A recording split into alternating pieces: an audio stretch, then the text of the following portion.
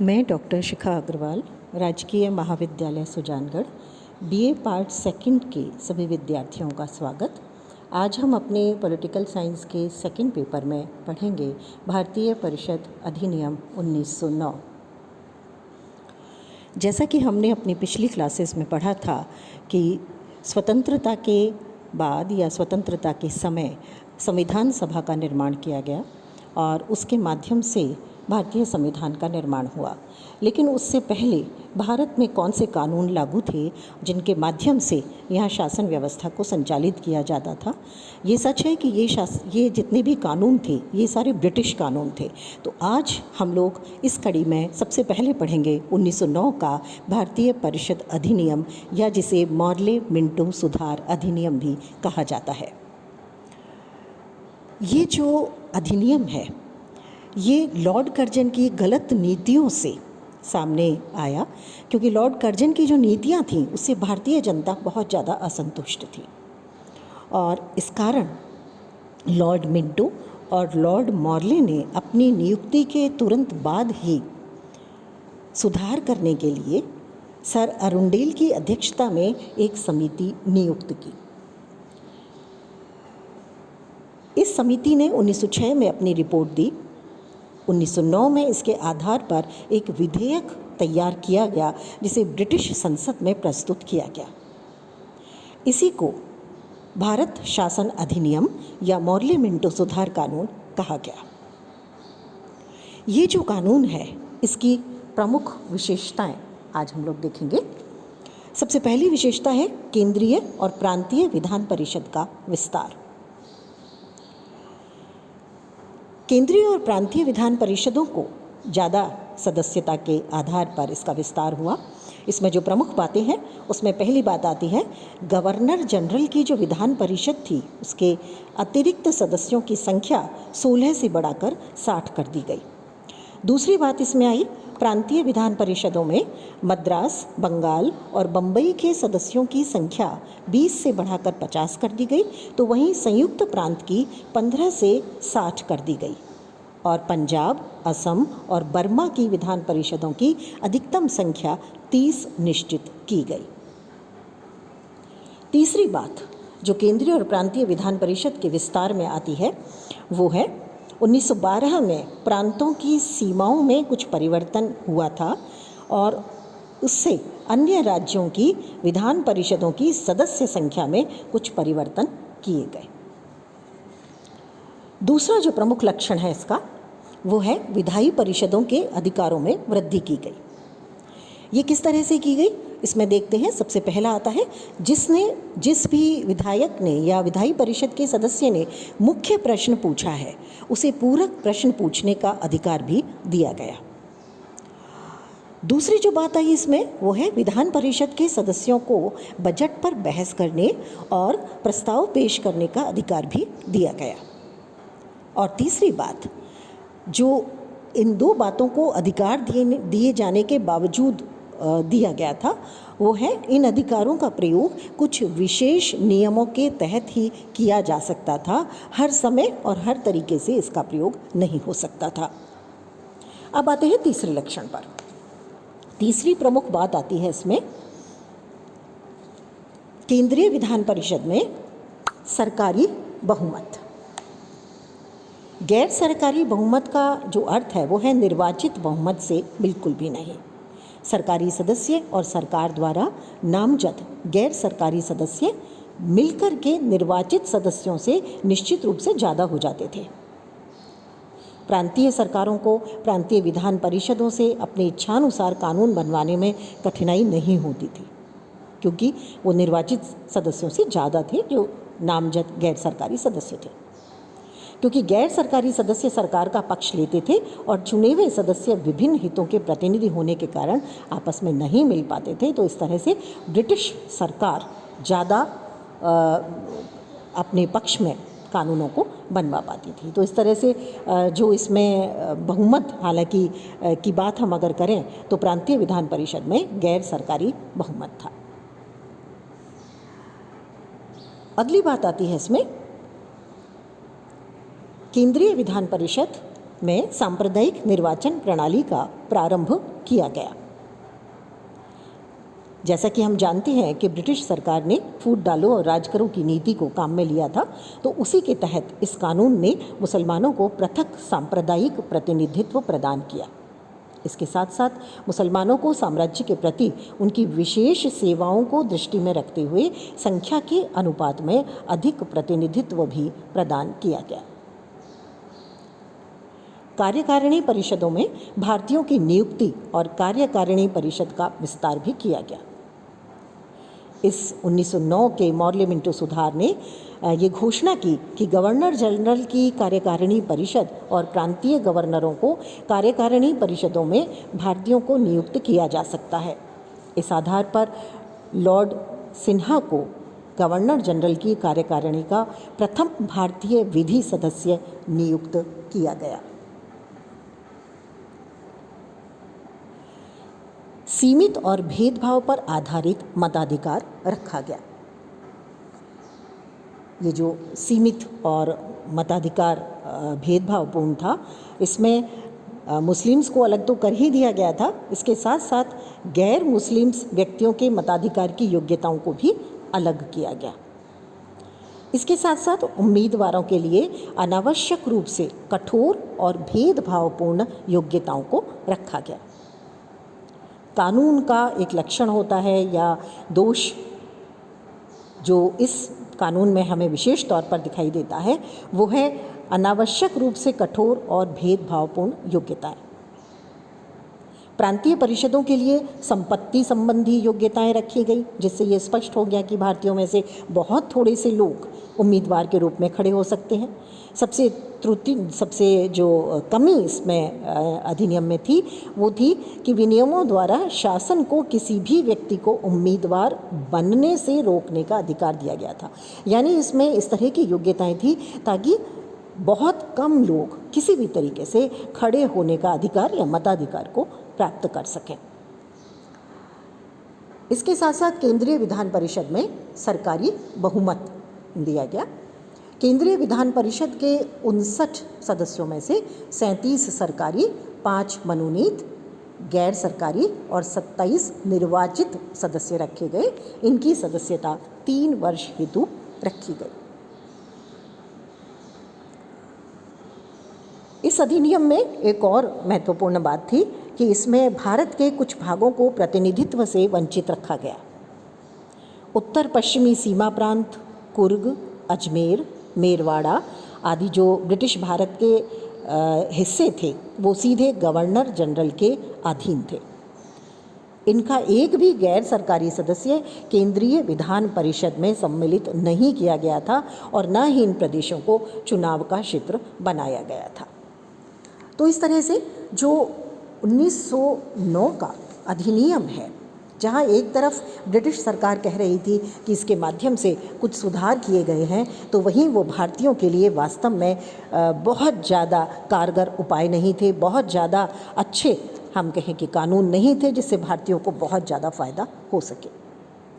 मोटे तौर पर अगर हम देखें तो 1909 का सुधार जो किया गया था उसका उद्देश्य कांग्रेस के उदारवादी पक्ष को तो संतुष्ट करना था, जिससे ब्रिटिश सरकार के साथ उनको लिया जा सके, लेकिन इसके माध्यम से उग्रवादियों और क्रांतिकारियों को दबाया गया।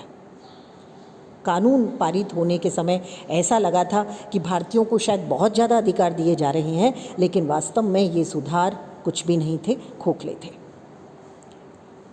इस कानून के अंतर्गत जिन नियमों और उपनियमों की रचना की गई वे सुधारों के आधारभूत सिद्धांतों के बिल्कुल विरुद्ध प्रतीत हुए। जिसे हम कहते हैं लोकतंत्र देना या जनमत का महत्व देना या वास्तव में सही लोगों को चुनना, तो ऐसा नहीं था। इनसे सुधारों का क्रियान्वयन असंभव प्रतीत होने लगा।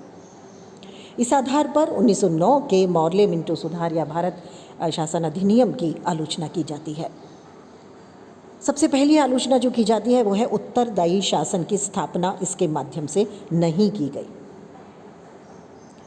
वास्तव में ब्रिटिश सरकार का उद्देश्य ही नहीं था कि भारत को एक उत्तरदायी शासन दिया जाए, जैसा कि दिसंबर 1908 में हाउस ऑफ लॉर्ड्स में भाषण देते हुए स्वयं लॉर्ड मार्ले जो इस कानून को बनाने वाले थे, उन्होंने कहा था, यदि यह समझा जाए कि मैं भारत में उत्तरदायी सरकार की स्थापना करना चाहता हूँ अथवा मेरे इन सुधारों का लक्ष्य प्रत्यक्ष रूप से या अवश्य ही भारत को उत्तरदायी शासन की ओर ले जाना है, तो ये एक भूल होगी।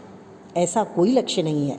यदि मेरा कार्यकाल या आयु 20 वर्ष भी बढ़ जाए तो भी मैं भारत में उत्तरदायी शासन की स्थापना की एक क्षण के लिए भी कल्पना नहीं करूँगा।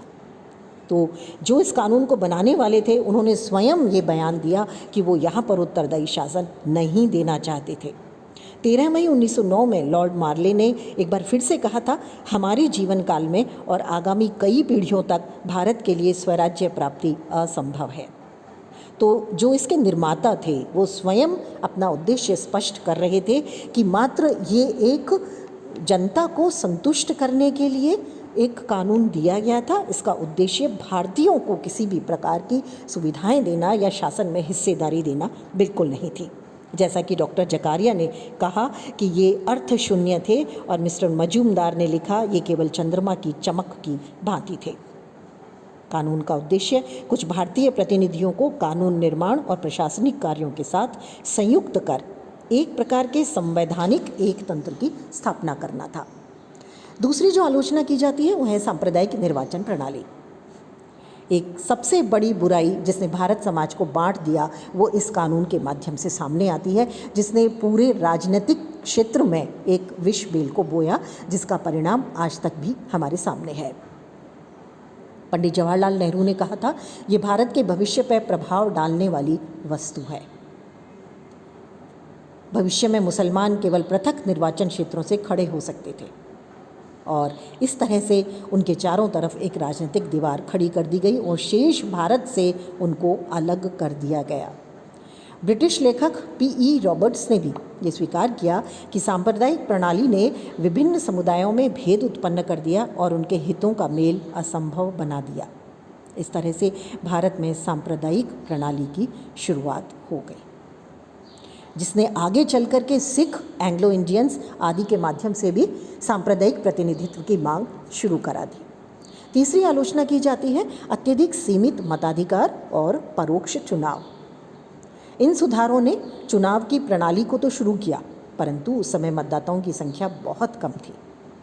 कुछ स्थितियों में तो निर्वाचन क्षेत्र में ये संख्या मात्र 9 या 10 से ज़्यादा नहीं थी।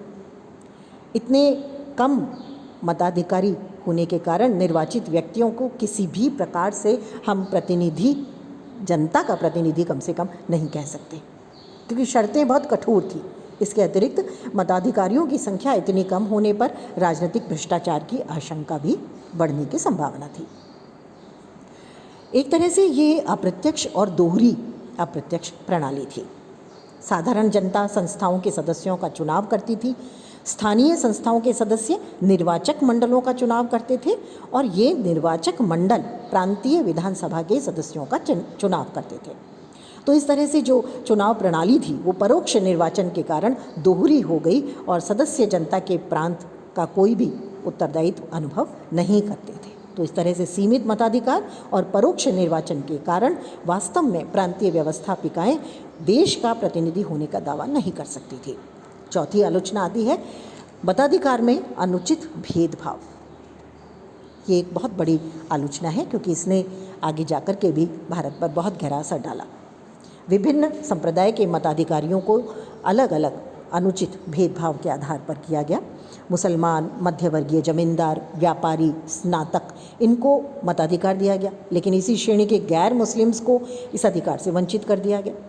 पंडित मदन मोहन मालवीय ने कहा, 30 वर्ष पहले के हिंदू, पारसी और ईसाई स्नातक गुरुदास बनर्जी, डॉक्टर भंडारकर, सर सुब्रमण्यम अय्यर और डॉक्टर रास बिहारी घोष जैसे व्यक्तियों को मताधिकार नहीं दिया गया, जबकि 5 वर्ष पहले के प्रत्येक मुस्लिम स्नातक यानी जिसने BA कर रखा था उसको मताधिकार प्राप्त था। तो इस तरह से मताधिकार में इतना बड़ा गैप कर दिया गया कि भारत के बहुसंख्यक संप्रदाय यानी हिंदुओं के साथ अन्याय हो गया। मुस्लिम बहुल जो प्रांत था उसको इसमें काफ़ी फ़ायदा हुआ और हम देखते हैं कि उसमें हिंदुओं को प्रतिनिधित्व प्राप्त नहीं हुआ। पांचवी आलोचना की जाती है केंद्रीय विधायी परिषद में सरकारी बहुमत। एक दोष ये भी गिनाया जाता है कि केंद्रीय परिषद में सशक्त सरकारी बहुमत की व्यवस्था की गई थी, लेकिन सरकारी बहुमत के कारण गैर सरकारी सदस्यों की स्थिति बहुत कमज़ोर हो गई। जैसा कि पुनिया ने लिखा, गैर सरकारी सदस्य अपनी बात की पुष्टि में चाहे वे कितने भी अच्छे तर्क क्यों ना दें, लेकिन जब विधेयक पर मतदान का समय होता है वे सरकारी पक्ष सामने आकर विधेयक अपने पक्ष में करा लेते हैं। छठी आलोचना की जाती है प्रांतीय परिषदों का गैर सरकारी बहुमत। एक भ्रम इसे कहा जा सकता है। प्रांतीय परिषदों में गैर सरकारी बहुमत था, लेकिन भारतीयों के लिए इसका कोई महत्व नहीं था, कोई उपयोग नहीं था। गैर सरकारी सदस्य दो प्रकार के थे, एक नामजद गैर सरकारी सदस्य और दूसरे निर्वाचित गैर सरकारी सदस्य।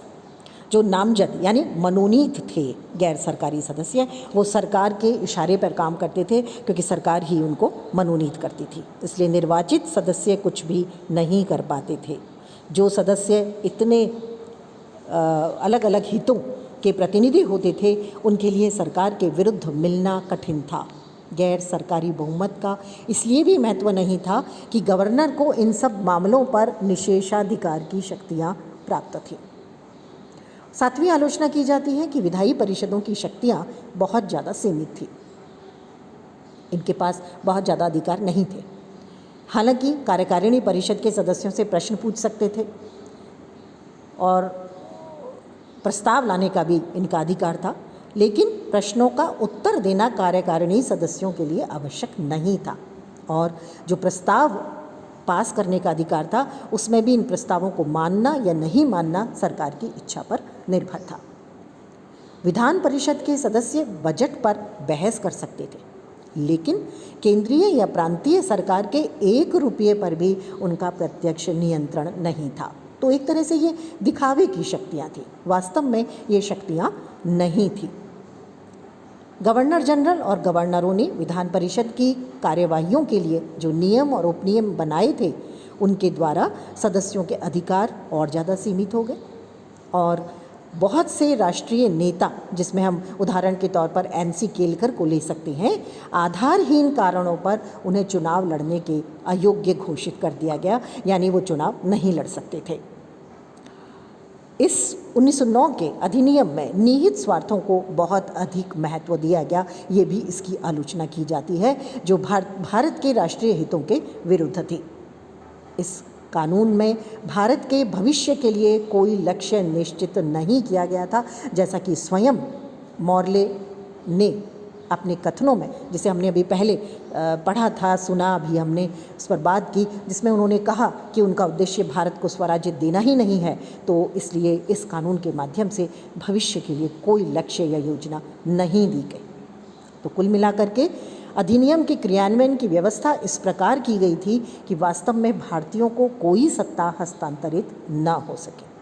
लेकिन इसके बावजूद भी इस अधिनियम का कुछ ना कुछ महत्व रहा और आगे भविष्य में इससे फ़ायदा मिला। पहली बात थी कि परिषद का विस्तार इसके माध्यम से हुआ। दूसरा जो महत्व सामने आता है वो है चुनाव के सिद्धांत की स्वीकृति सीमित होते हुए भी ये महत्वपूर्ण कार्य था। तीसरा था, हालांकि प्रश्न पूछने पर उत्तर देने के लिए बाध्य नहीं थे कार्यकारिणी के सदस्य, लेकिन इसके बावजूद भी कम से कम प्रश्न पूछने का अधिकार मिला और इसे हम उत्तरदायी शासन की तरफ एक कदम मान सकते हैं। जैसा कि मंडफोर्ड रिपोर्ट में स्वीकार किया गया था कि ये सुधार उत्तरदायी शासन की दिशा में निश्चित रूप से एक कदम है और काफ़ी हद तक संसदीय दायित्व इसके माध्यम से सामने आता है। इसके साथ साथ भारतीयों के लिए इसने प्रशिक्षण दिया, राजनीतिक योग्यता का परिचय जिससे दिया जा सके और कार्यकारिणी में और प्रांतीय परिषदों में वो कार्य कर सके। तो कुल मिलाकर के ये है 1909 का भारतीय परिषद अधिनियम, या जिसे पार्लियामेंट सुधार भी कहा जाता है। अगली क्लास में हम पढ़ेंगे 1919 का भारत परिषद अधिनियम। आज के लिए इतना ही, धन्यवाद।